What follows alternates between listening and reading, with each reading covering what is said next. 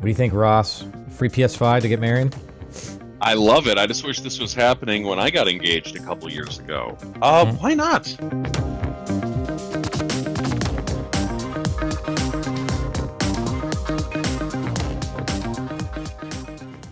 Good morning, everyone, and welcome to episode 45 of the Sandbox.Space weekly podcast, where we talk about game industry news, discussions, whatever else we feel like doing. So I, of course, am your host, Chris, joined as always by Baby Girl, who's in my lap.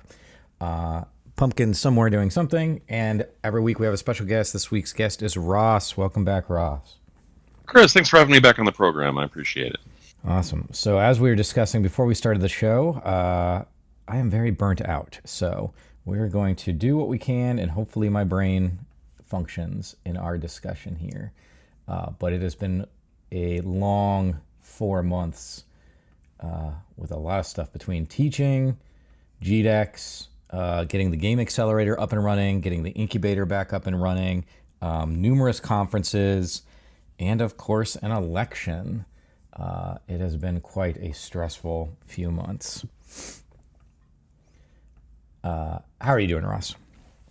I'm doing well. I think I'm sharing some of that con fatigue at this time of year. As we were saying kind of before we got started here, it's all good things in the pipeline.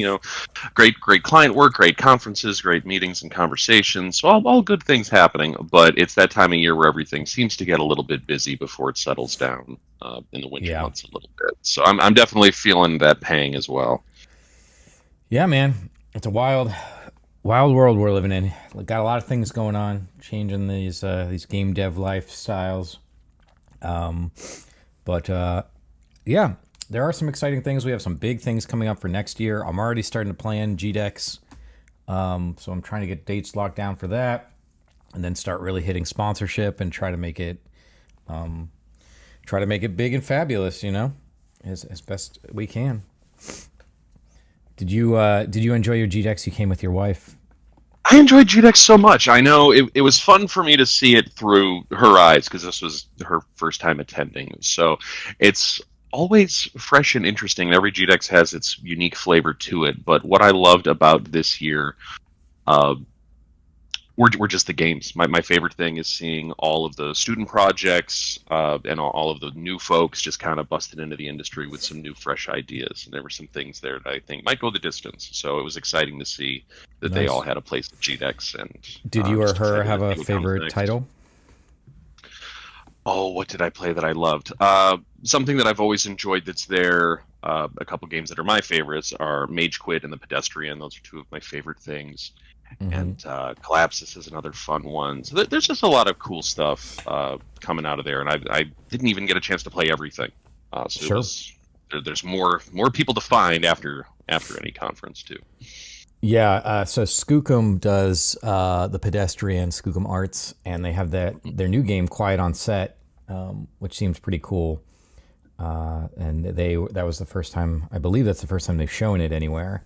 And so I was excited to see that. But awesome. Well, I'm glad you can come. I'm glad you had a good time. We really haven't had much of a chance. We've seen each other a couple times since then, but we've all been doing a bazillion different things, and you're a man who's in and out these days. Alrighty. Well, why don't we get started, because we've got quite a lot of interesting things to talk about today. Are you ready? Are you strapped in? Bring it on. Let's dive in. All right. So the first is kind of like a silly community thing, which is, oh, you can't even see it. Let me fix this. Oh, my Lord. Let me just shrink some of this down. We're doing it live. There we go. A little Kotaku for us. Okay, so this is Kotaku, Ethan Gash. This was published yesterday. Spend $1,800 on an engagement ring, and this jewelry store will throw in a free PS5. So the chain, let's see what chain this is. Hellsberg, which specializes in engagement rings, wedding bands, hi, sweetie, and other luxury simples, is currently offering a PS5 to every significant other out there who finally decides to pop the question or is in the market for some entry-level wristwatches. The only catch is that you need to spend $1,800 in store and tell another human being that you're doing it for the free console. So, what do you think, Ross? Free PS5 to get married? I love it. I just wish this was happening when I got engaged a couple years ago. Why not? It's for me. I think it's fun. And anytime I see something like this, any kind of promotion or advertising like this that leans into gaming, I think it's just yet still another brick in the wall, kind of legitimizing the art form or acknowledging that this is the most popular medium for entertainment out there. So I love that it's filtering into other industries, even jewelry. So that might make a difference for somebody. If they're like, well, I'm in the market for an engagement ring, I could go to any number of 10 different places, but this one gives me free video games, I'll take it. So why not? Oh, jeez. Why does this say Trackmania? All right, hold on. I got to fix something real quick. I don't know why.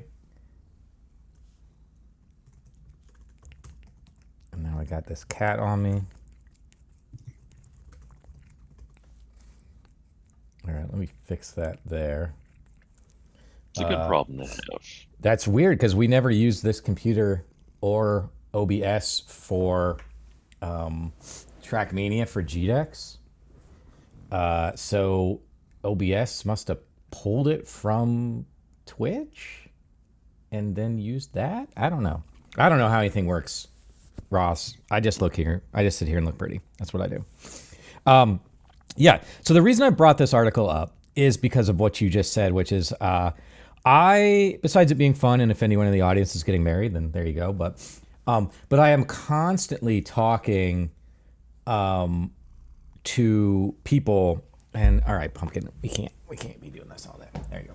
And when I'm talking to get like sponsorships or whatever for GDEX, or I'm just talking about the games industry, and there is this perception where it's like, I've talked to a local insurance company, and they're like, I don't know if you guys are really our target audience. And I'm like, what in the F are you talking about? Like, gamers are just normal people. They purchase lots of other services, including insurance. I bet you've got home insurance and car insurance, Ross, if I'm not mistaken. Mm-hmm. So, like, you purchase those products. So, but there's just this idea that gamers are like, it's still that, I always say that, like, 16-year-old white kid sitting on the couch eating Doritos and drinking Mountain Dew. Like, that is the mindset that a lot of people have for, and don't get me wrong, I was a 16-year-old white kid drinking Mountain Dew, eating Doritos, playing video games at one time. I am no longer. Well, and those folks certainly exist, but it's just one of those things where, like, everyone plays games these now. My mother is in the Platinum League of Duolingo, and I consider any app, any software, anything that you're using for entertainment or business or anything else, it can be a game, quote unquote. Yeah. So to ignore the entire population when they might be experiencing one interest, it's like saying, for the folks at that diamond store who are selling engagement rings, or for your potential sponsors who said gamers aren't our demographic, that's like saying people who like baseball aren't our demographic. Do people who watch baseball, have insurance? Like, sure they do. That's where I was going to go. Is I always use sports as the corollary, because you would never say that about a sports event. Look at all the sponsorships and everything that is involved in all these like sporting arenas, right? And all the named stadiums and everything. And Chris, do people who like football drink coffee? I don't know. Is that our demographic, or those are people? Yeah. Oh my God, Pumpkin!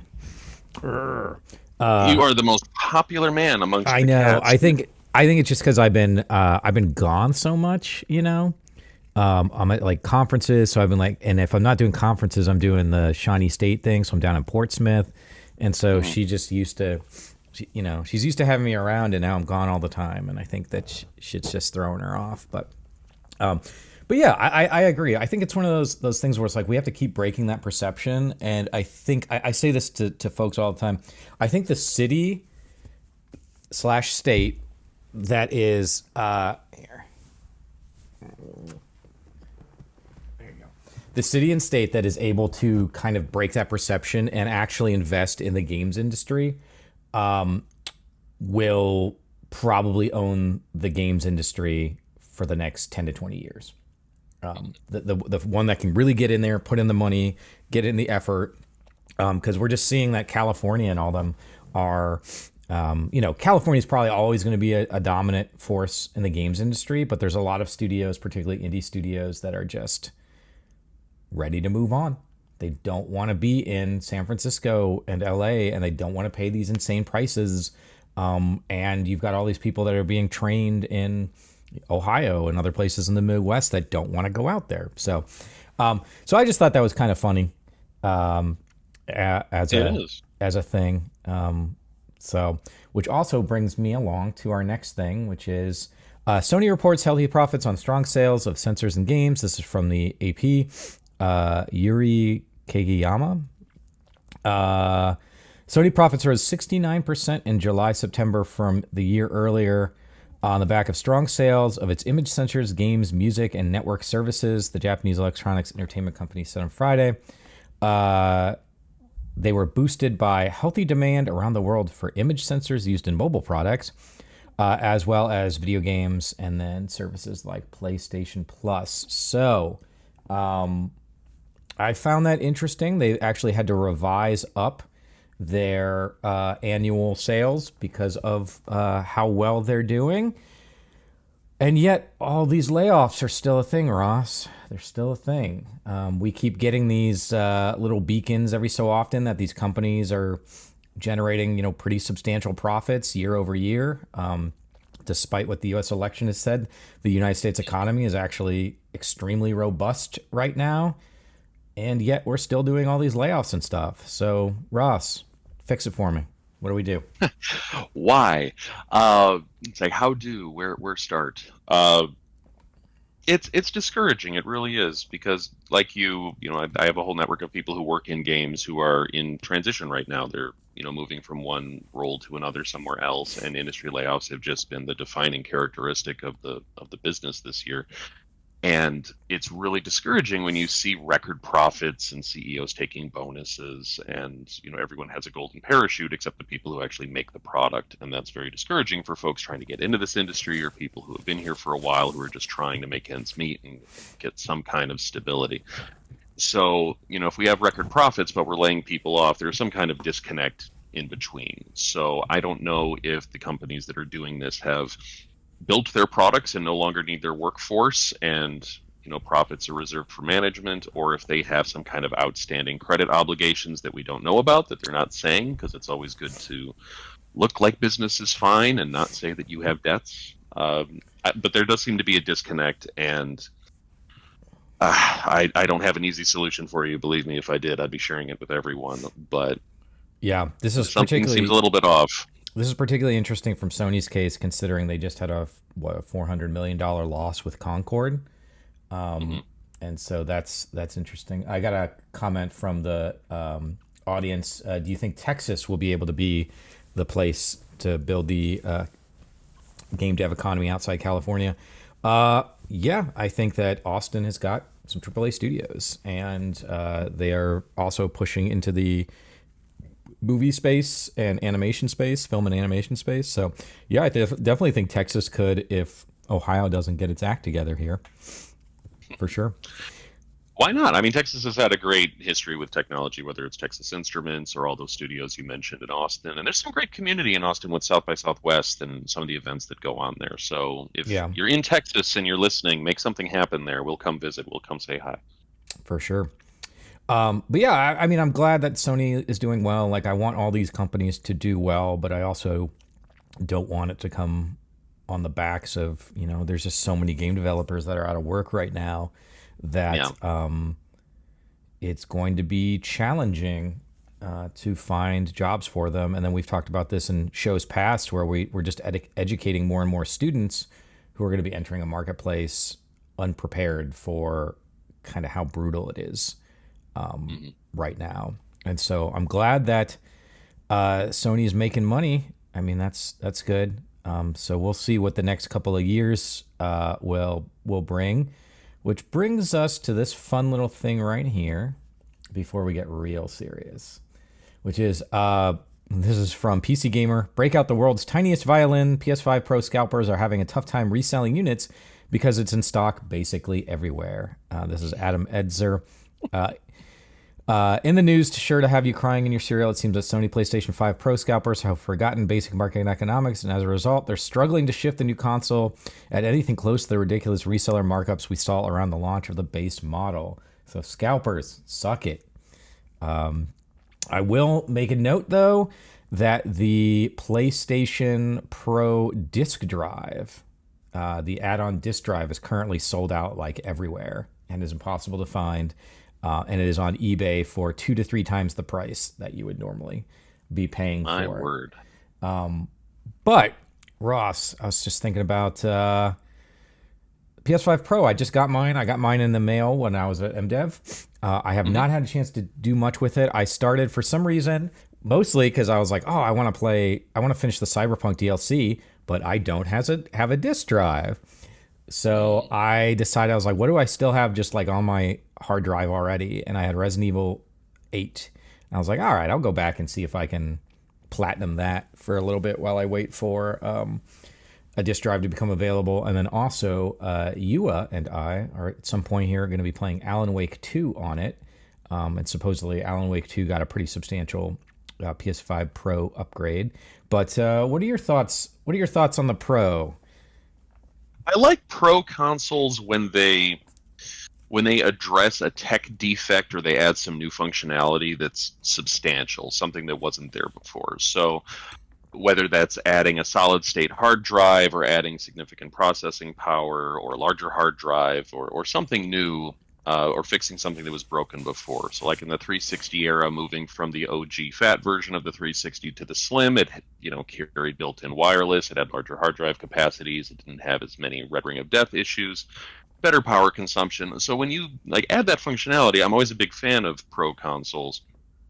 But being a Sega fan from the 90s, I definitely feel fatigue from too many add-ons, too many Pro versions or slight updated versions of things that don't add a whole lot of functionality to justify the cost.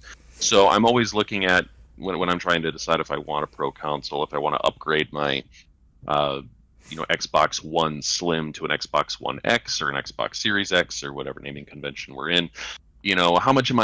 How much time am I spending on this console? And then for the games that I'm playing, how much actual performance enhancement is there going to be? Is this particular title really going to look this much better, play this much better, have some new content?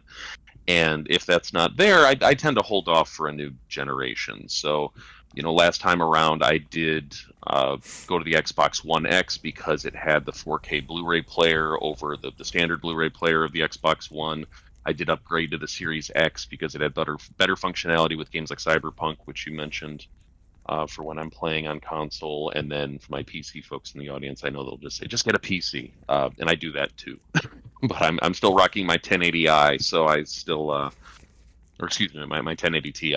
So I tend to wait for a new generation. So I hope it sells well. I hope it adds some cool functionality. And please let me know when you get a chance to dig into it what it does that your run-of-the-mill garden variety PS5 does not do, besides being a smidge teeny. I mean, there's certain things. It's got a 2 terabyte hard drive, which is nice, even though I have an SSD. Come on, pumps. Even though I already have an SSD internal as well, terabyte. So I added that. So I've got 3 terabytes of space now in my Pro, which is nice. I haven't noticed any substantial. It is a little snappier. I do notice it starts up a little bit faster and it's a little bit snappier. But the PS5 was never a slouch to begin with, so it wasn't like, I was never using the PS5 and being like, oh man, the UI system's real slow. It always seemed good. Excuse me. But I guess I'm waiting for some of these PS5 enhanced games to come out so I can really start messing around with them. But yeah, it definitely feels, I think that the sentiment a lot of people have right now is that it is underwhelming for the price.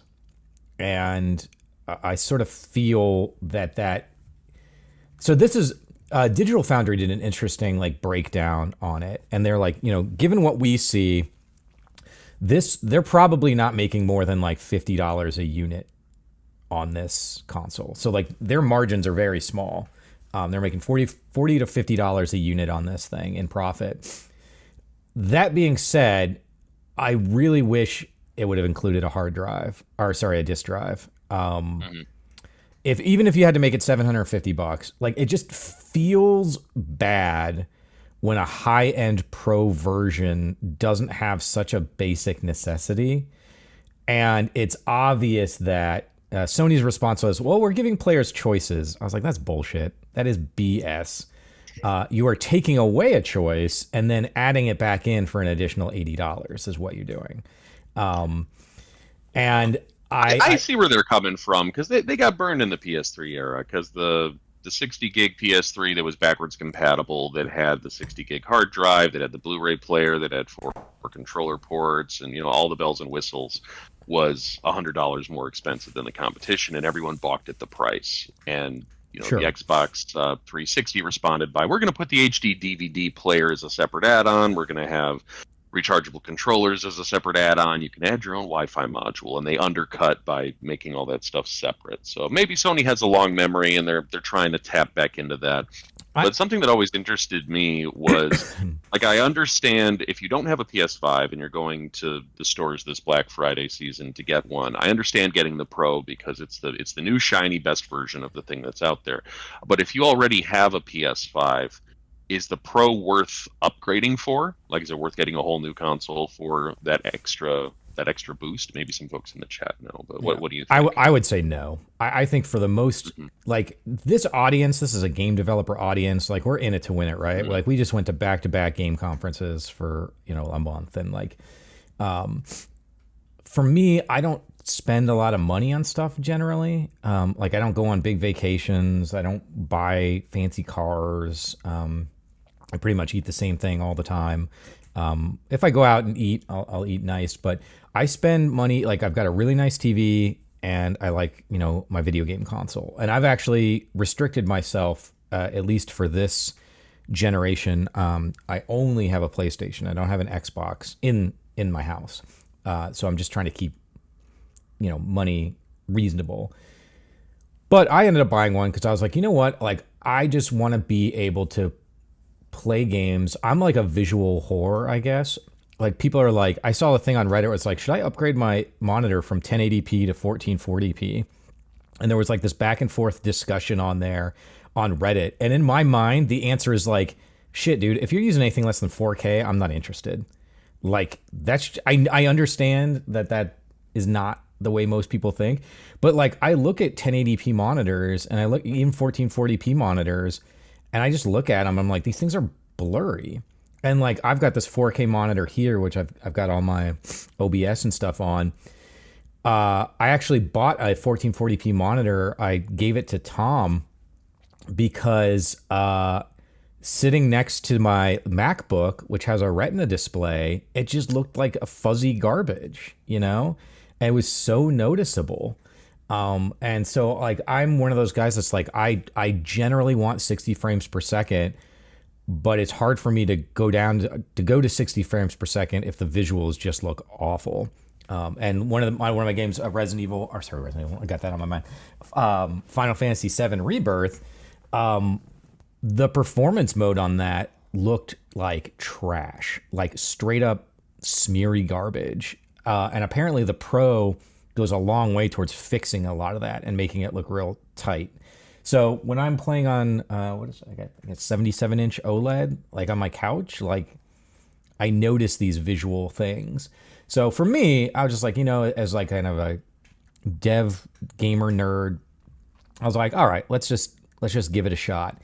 But it definitely is one of those things where you're not going to notice, unless you have the right kind of TV and setup and everything, you're probably not gonna notice much difference. That's fair. At least right now. I'm always curious because sometimes the hardware isn't even pushing the visuals. I've got my eye on a curved 57-inch Neo QLED monitor that's got a 240 refresh rate, and it's a dual 4K monitor, and there's not a graphics card out that'll push that resolution right now. So It's good for future proofing.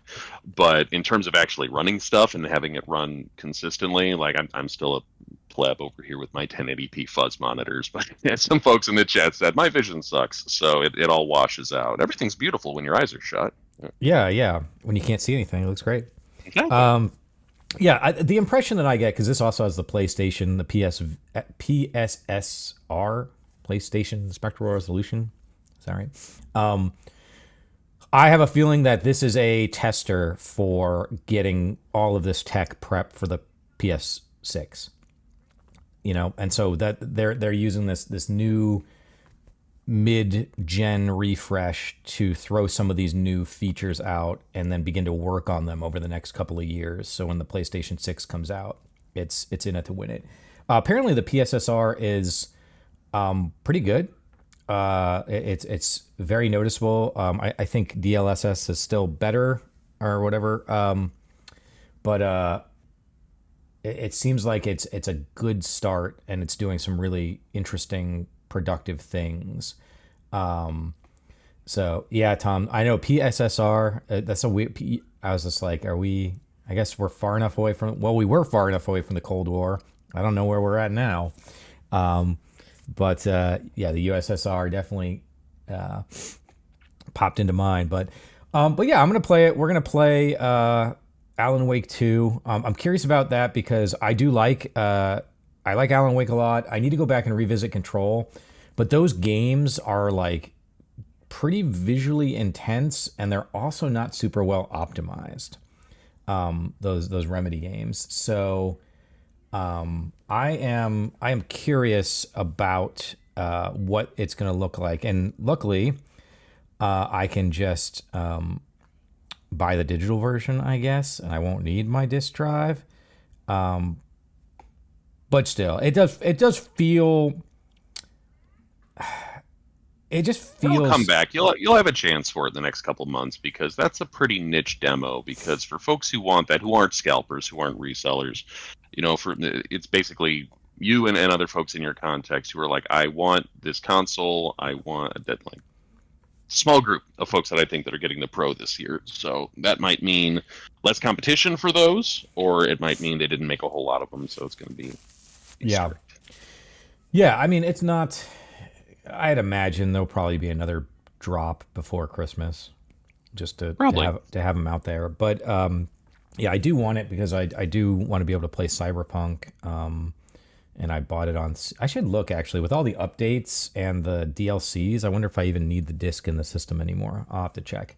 And again, that's the thing. Is like the only thing it's doing is copy protection, right? Like it's just checking the disc to see if you bought the game. Like it's not actually reading any information off of the disc.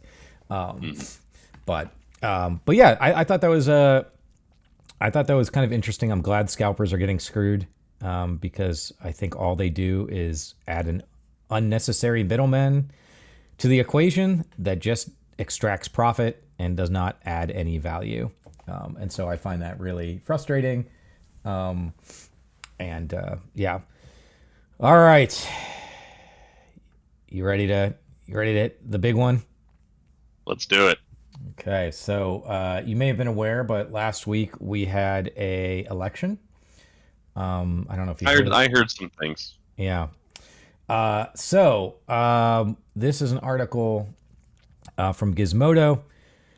Trump's proposed tariffs will hit gamers hard. A study found that cost of consoles, monitors, and other gaming goods might jump during the Trump presidency. Donald Trump won, blah, blah, blah, blah, blah. During the campaign, Trump said he'd impose a baseline 60% tariff on Chinese exports.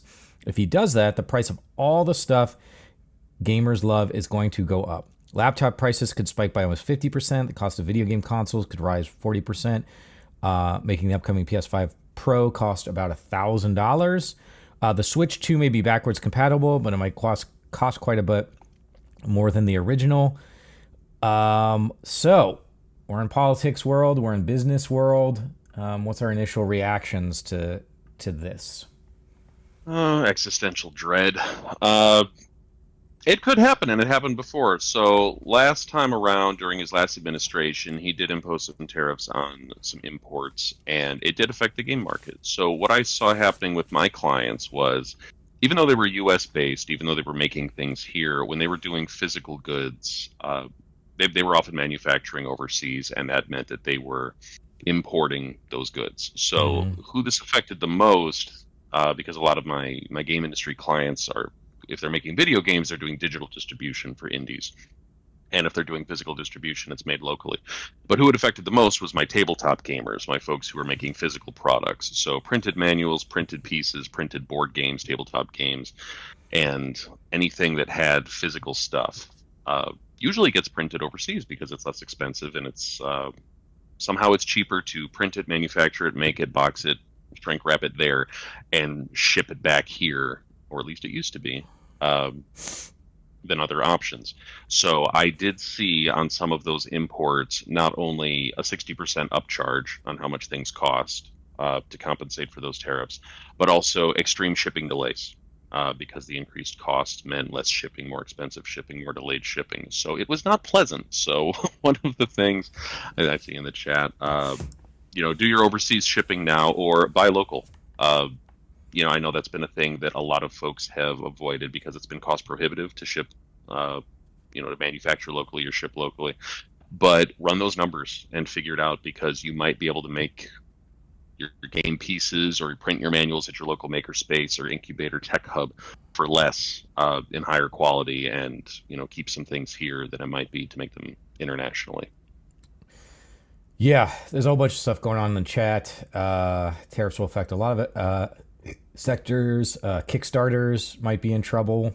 Your margins on Kickstarter fulfillment is already pretty tight. Low cost knickknacks, artists too who sell charms, keychains. Yeah, I think that this is. You mentioned that tariffs have existed before Trump. They'll exist after Trump, but the point is to use them sort of strategically in a way that prevents different markets around the world from like dumping either like subpar quality stuff into the market, or to prevent a large player like China from just flooding the market with its goods at really low prices, thus undercutting all of the domestic products.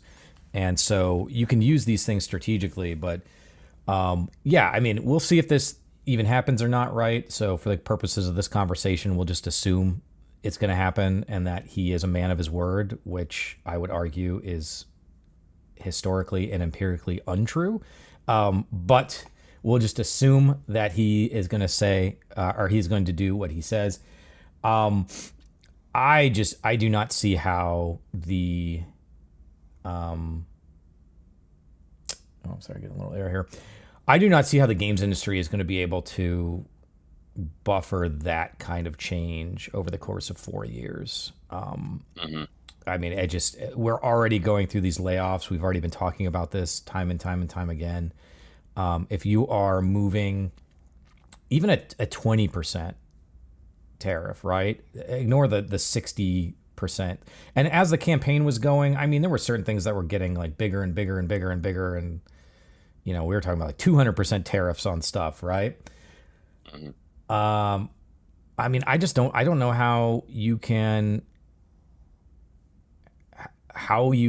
maintain the sort of status quo, which has been already a little shaky, by upping the price by 50%. It's going to be difficult because, some folks in the chat mentioned Kickstarters, and, I always have indies on my mind when I think of world events like this. So it's going to make profit margins a lot tighter. And, indie devs might not have scale issues with physical goods. They might not be stamping physical games in the tens of thousands. So this might not affect them directly that way.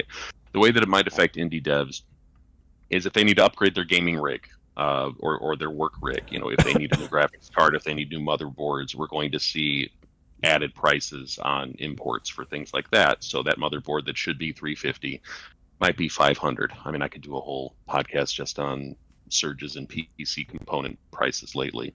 But like that's going to be more expensive for devs. I mean, that's a really big. I just think of graphics cards by themselves, right? Yeah. So you've got all the crypto rigs, and then the PS5 Pro, we just talked about, its biggest enhancement is its graphics card. And if the price of that just goes through the roof, and I want to be very clear too, and you feel free to tap into this. Like, American manufacturing is not coming back to the U.S. in the next 2 years to create all these graphics cards and all these other things. Like, it's just not. It's not going to happen. It's definitely not going to happen within like 2 to 4 years, and it may not even happen within a decade, just because of the various ways. And we can dig more into that if you want. But yeah, continue on, good sir. I agree. I don't think those jobs are coming back in a time frame that's going to help people with their imminent issues. I like as a long-term solution, maybe, but in the short term, I don't think so. So where I see these tariffs affecting folks is just good old-fashioned economics when it comes to things just getting more expensive. When I talk to my indie clients or when I talk to small businesses, the things they worry about the most is the cost of inflation affecting how they have to spend more money on rent, how they have to spend more money on food, how they have to spend more money giving raises to team members to keep up with that inflation, and how sometimes that blows out their business model or their profit margins. And this is at a small level contributing to the industry-wide layoffs that we've seen. I don't think that's the case at AAA studios. I think AAA studios have the runway and the bandwidth to absorb those changes because by the law of large numbers, they're very small, with those bigger features. But for indies, it's going to be a belt tightening kind of situation, and everything is very in flux. We don't know exactly what's going to happen. So I've gotten plenty of calls about how are we going to address a new presidency and a new economic policy, and how is this going to affect our taxes? How is this going to affect our labor law? How is this going to affect everything? And we're just going to have to wait and see. This is my favorite, legal answer of it depends. So I think everyone became a tariff expert this week, figuring out how those work. But for indies, I'm hoping that it does not affect their development process much. I don't think it affects the time they spend at their screen cranking out art, but it is probably going to affect spending habits. If people find themselves with less disposable income, entertainment is the first thing they stop spending money on. So they're going to start buying less games. And so I don't have to be Mr. Doom and Gloom guy all the time. I can say this might be a good thing for indies, because consider this, my indie friends. If folks are tightening the belt and they don't have the budget for a $70 AAA title, they might be far more interested in your game during the Steam sale. So I think that the market for more affordably priced games in the $15 market might do much better. So you might be getting more customers. They would rather get 3 games instead of 1. Yeah, and I mean, it's unsure how any of this is going to impact digital sales. It's there's a lot of weirdness. See, this is the thing. All right, strap in. I'm going to step on my box for a second here. This is the thing about con men, is that they love chaos, right? It's if you can create systems and environments where people can't really tell what's going on. They're being told 1,000. They're just being fire hosed with information. Most of it's lies and false information. It makes it really hard to figure out what's actually happening. And then that's how they can slip in. It's the Game of Thrones, where chaos is a ladder, right? Like if you can get people off kilter, then that gives you avenues to exploit them, in essence. And that's how con men work. And I think a lot of people forget that the term con man means confidence man.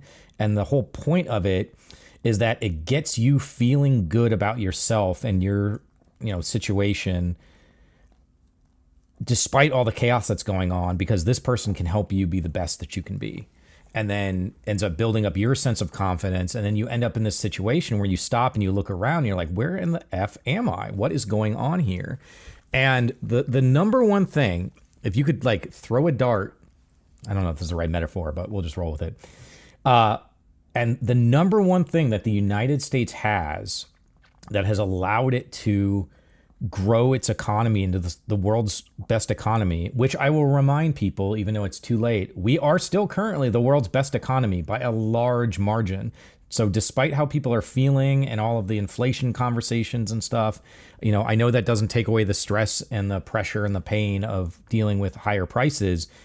But you do have to look at things on a global scale. And if you were anywhere else in the world, those prices would be much higher, much higher. So it's kind of like it's a problem we run into when we were in public health, where it's like it's really hard to showcase to people the number of people that didn't get sick because of the efforts you put in, you know? Same thing with like crime, right? Like reductions in crime is a much less visceral thing to think about than increases in crime, where you can see what's going on. So even though the economy and stuff is like way better right now than anywhere else in the world, pretty much, there's still people feeling it and they're hurting. And so I don't want to take that away. But to my point, the number one thing that the United States has is that we are a stable environment. And the one thing business needs to be successful and efficient is stability.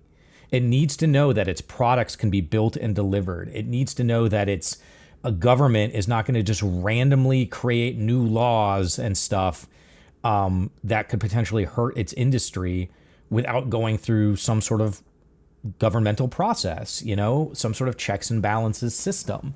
And so, in essence, what everybody is talking about right now, where it's swirling around and what is going to be happening, is a direct effect of Donald Trump and how he functions and how he creates chaos. And so you can like his policies or not, which, again, I think his policies are ridiculously stupid, mostly because he doesn't have any real policies. He doesn't actually know anything, but that's a separate conversation. But just simply by adding in all of this chaos, I mean, it's just going to throw the business world into turmoil, because they're not going to know how to respond. Like, where should I be manufacturing stuff? How do I get stuff in through a port of entry? What's the tariff going to be when I do? Like, should I move things to the United States? But now I've got to build a manufacturing plant. I've got to hire people. Show me a U.S. worker that's going to be willing to work for Chinese salaries, right? Like, it's just like, you can throw tariffs all you want, but it doesn't help the stability end. And then the last thing, sweetie, we're not doing that yet. And the last thing I'll mention, and then I'll get off my box here, is that it's not just about the manufacturing plants. It's the fact that China has spent the past 50 years building out its supply chains. So when you think about manufacturing, I think we tend to think about like the output of stuff, right? Like, we're making PlayStation 5s. But really the key that China has is that they have access to all the inputs. They have a supply chain system that allows them to get any raw materials that they need quickly and cheaply that can be then turned into whatever the thing is that we're trying to make. And the United States just doesn't have that anymore. Now, you can argue that we should, and we should be moving towards that, and I will 100% agree with you. But you don't do it by dropping a tariff bomb on society and then expecting everything to just readjust around it. Like, it's going to be a mess. It is going to be a mess.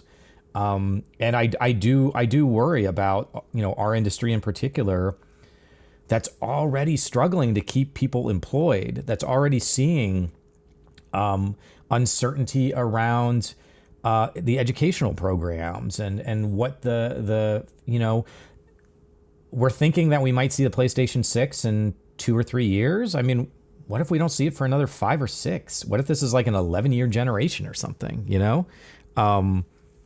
So there, you can have my box now. It's a good box. I love the innovation of consoles, and I love new console cycles, but I still feel like we're getting settled in to this current generation, and I don't know how long console cycles should last. I think they should maybe last as long as the technology is still current and cutting edge and still doing all the things that it needs. I don't think we've hit that wall yet where we feel like our creativity is outstripping our technology or what we have yet. So I'm happy for this console cycle to last a little bit longer. I would not object to another 5 years, but something might come along next year. We might see a new technological innovation that gives me an awesome new mechanic, feature, or art style that I just can't live without. So I might change my tune as soon as I see my next, GDC. Yeah, I mean, one of my worries for the current console generation is that the CPU, so even the PlayStation 5 Pro, it has like roughly a 10 to 15% increase in CPU power. And we're starting to see a lot of I shouldn't say a lot of games. There's a fair number of games lately where the bottleneck has not been the GPU necessarily, it's been the CPU. And so that has me worried that, like, okay, the PS5 Pro got a pretty substantial GPU upgrade, but its CPU upgrade is minimal. And does that mean we're just going to hit a part where, you know, we are going to hit that part where the technology, or that point rather, where the technology just can't do it, but it'll be on the CPU's end, not the GPU's end. And so that's another thing where I was like, you know, Sony had the ability to kind of go above and beyond for this, and they could have created a stronger CPU. Maybe there's a heat issue or a power draw issue.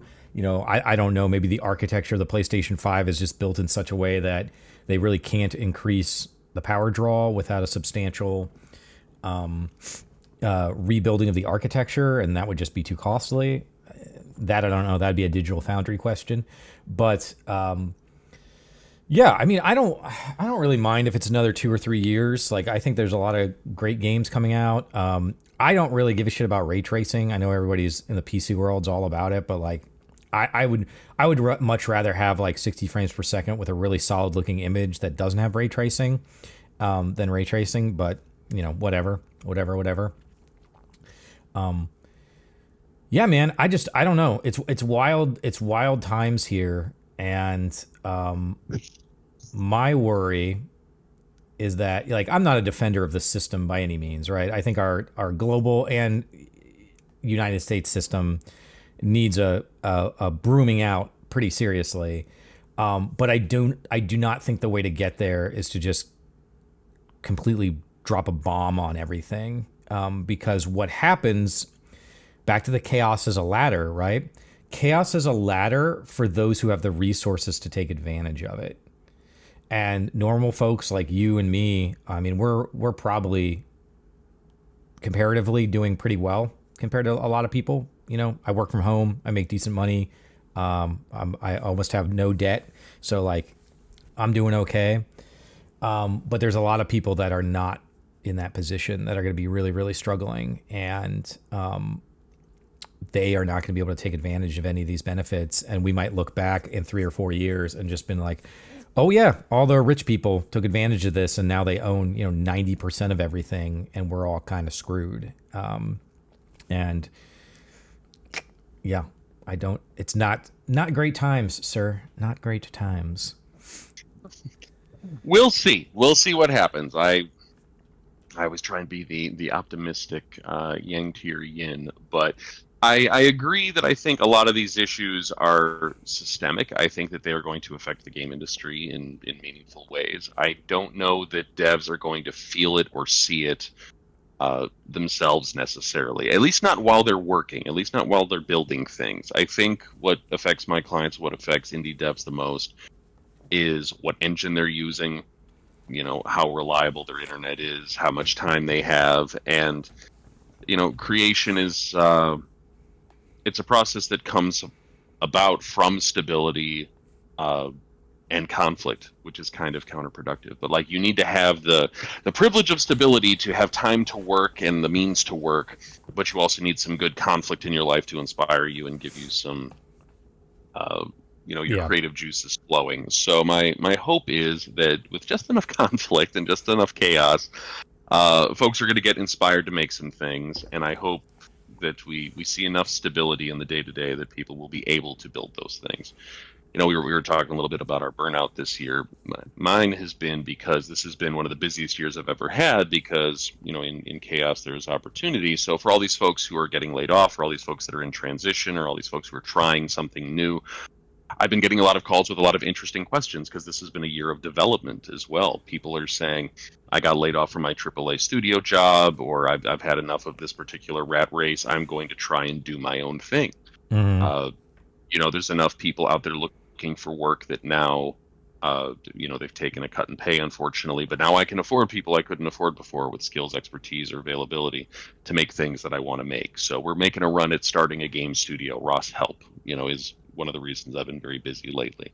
And innovations in technology, whether it's AI, you know, or updates to game engines, have been spurring on some cool creation. So my hope is that while the lawyers and the accountants and the politicians and the policymakers all wrangle and try to figure out tariffs and infrastructure and the economy, artists are going to keep arting and creators are going to keep creating, and hopefully all this settles down by the time they go to ship, because I don't think they're going to see the repercussions of these world events until it's time to actually go to market. Their development processes might not change much. Sure. But their salesmanship, marketing, and publishing certainly will. So I think you're right to say we should be worried about this stuff now, but I think a lot of our clients and a lot of our collaborators and devs out there probably aren't going to feel this whack until 2 or 3 years from now. Yeah, and I mean, I'm not trying to be overly pessimistic here, but I do think you have to be knowledgeable about what is happening in the world around you, and I also think that you can turn that anxiety into action, and set yourself up. It's sort of like you're in the airplane, and the mask drops. You got to put your mask on before you put other people's masks on. Like, maybe this is an opportunity to get your ship right. And I mean, that's what I did during the pandemic. Even a little bit before that, is I just really focused on, my health, working out. I focused on paying off debt. I actually just got the notification yesterday that my student loans have all crossed the threshold for forgiveness. So I should have about $102,000 of student loans forgiven, hopefully in the next couple of months. Congratulations, Chris. That's awesome. Which will be that leaves me with one small personal loan left to pay off, and that's taken about 6-7 years worth of work to get there. And so maybe you spend some time working out, because you were kind of hitting at like the Maslow's hierarchy of needs thing, where like you need a foundation before you can begin to move towards self-actualization, and that's where you can start to be creative and whatnot. But it's really hard to sit down and be creative and paint a painting when like you're having to fight a bear off with a stick, right? So you need to. I want to see that painting though. It's like, I made this while fighting a bear. Yeah, exactly. That's art, Chris. That's creation. That's the muse we all need, is a bear trying to eat us. So I think what we're going to try to do here, at least at GDEX and Multivarious, is we're going to keep trying to create this ecosystem that will be supportive of everybody and be able to provide those opportunities to help out. And then hopefully we can maybe find people some jobs, and we can work on some projects and all sorts of stuff. But I am legitimately worried, because the way I look at it is like the potential here is that it's all just a bunch of self-inflicted wounds. It's a whole bunch of stuff we didn't need to do because we don't have adults in the room making meaningful decisions. There was a great article. Again, you can disagree with it if you want, and I think if you disagree with it, you're a lunatic, but that's just some dude sitting here on a podcast. But there was a great article. I forget exactly what the title was, but it was like, Biden is being punished for something that he didn't cause and that he navigated very well. And so I think that, I'm legitimately concerned, because our industry is so complex and requires so many professionals, like high-end, top-tier professionals, to understand. I mean, just look at the technology that goes into something like a PS5, right? Like, creating the architecture for that is not easy. And I worry that we're just moving ourselves towards this situation where like intelligence and hard work and knowledge and experience are not being rewarded. And I don't think you cannot build a society capable of building PlayStations and iPhones and going to the moon and curing cancer without a society like that. Like, you just can't. You need people who are going to be grinding out science and engineering for decades to understand this stuff. And their opinion is in fact worth more than somebody that read some stupid thing on Facebook. That's just kind of the reality of the world. And so, without sounding too negative, I hope that we can all support each other and that we can come together. I think the GDEX ecosystem, the Sandbox ecosystem, the Multivarious ecosystem is one of knowledge and integrity and support. And hopefully we can use that to get us through some of these rough times. But And maybe I'm totally wrong, right? I could be completely wrong. I don't think I am because I rarely am, but we'll see. But this could be rough times for a lot of us. So I think we're just gonna have to stick together. We're gonna have to hold hands. Hold hands, Ross. Do you have a fireplace in your house? Can I come live with you and just sit in front of the fireplace on a bearskin rug? I have all those things. I am equally cautious and a little bit worried about the state of the future of things. But I think you and I were lucky the last month at some of the conferences that we went to see some very optimistic people sharing some things they've been working on for a long time and being very excited about it. And if I can offer any words of encouragement, to all those people that are making things or feeling a sense of existential dread, just get involved in your local community, surround yourself with other people making cool stuff and doing cool things. Because anyone that I've seen who has encountered any kind of difficulty, any kind of adversity, or any kind of dread the last couple of years, the thing that has tied them all together is that the way that they've all gotten through it is with good support and good help and good mentorship. So for all those folks that are uncertain or unsure or not feeling it, their EVs are not DVing this week, surround yourself with good folks and just kind of keep on keeping on, keep calm and game on, everybody. I think that's a great place to stop on that note. We got a thing in the chat. Come hang out with us at the COG Discord. So the COG, COGG, thecog.com. You can check that out. Become a part of that's our Central Ohio game dev group, but you don't have to be from Central Ohio to be a part of it. And we do a fair amount of remote things. And then, of course, the Indie City games, too. I think Indie City, was that at MDev? Was it MDev? Yeah. Okay, cool. So, I think on that note, let's just remember that the world is in our hands and that we can make it the way we want. And we don't have to sort of bow down to the forces of darkness. We can stand up and bring that light into the world that we want and provide the support and direction for the way that we want the world to be. So with that being said, this has been episode 45 of the Sandbox.Space weekly podcast. I want to thank you all for being a part of it. Thank you in the chat for the great conversation and questions today. Ross, thank you for being on the show yet again with your legal mind. Thank you as always, Chris. I always love this room and this conversation. Awesome. So on behalf of myself, Chris, Baby, Pumpkin, our special guest Ross, and everyone in the chat, thank you for watching, and we will see you next week.